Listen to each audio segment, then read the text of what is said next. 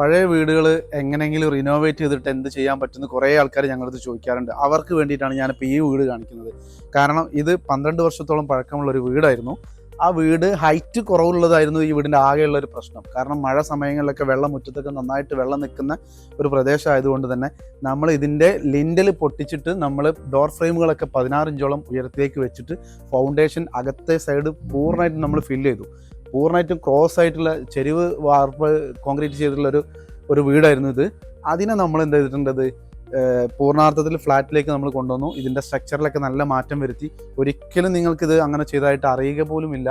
കാരണം നമ്മൾ ഫൗണ്ടേഷൻ അത്രത്തോളം 16 ഇഞ്ചോളം നമ്മൾ ഫൗണ്ടേഷൻ ഉയർത്തി.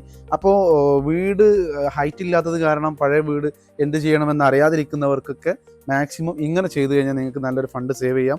വീട് പൂർണ്ണാർത്ഥത്തിൽ പൊളിച്ചൊഴിവാക്കേണ്ട ആവശ്യം വരുന്നില്ല. അകത്തെ സൈഡ് നമ്മളിതിൻ്റെ ഹൈറ്റിന് നമ്മൾ അറിയാതിരിക്കാൻ വേണ്ടി നമ്മൾ ചെയ്യുന്നത് വാൾ സീലിംഗ് ചെയ്തിട്ടാണ് ഇതിനെ കവർ ചെയ്യുന്നത്. അതുകൊണ്ട് തന്നെ ഇൻറ്റീരിയർ വരുന്നത് കൊണ്ട് നമുക്ക് ഒരിക്കലും അറിയാൻ കഴിയുന്നില്ല. പൊതുവേ നമ്മൾ വാൾ സീലിംഗ് ചെയ്യുമ്പം ഹൈറ്റ് കുറച്ചിട്ടാണല്ലോ സീലിംഗ് ചെയ്യാറുള്ളത്.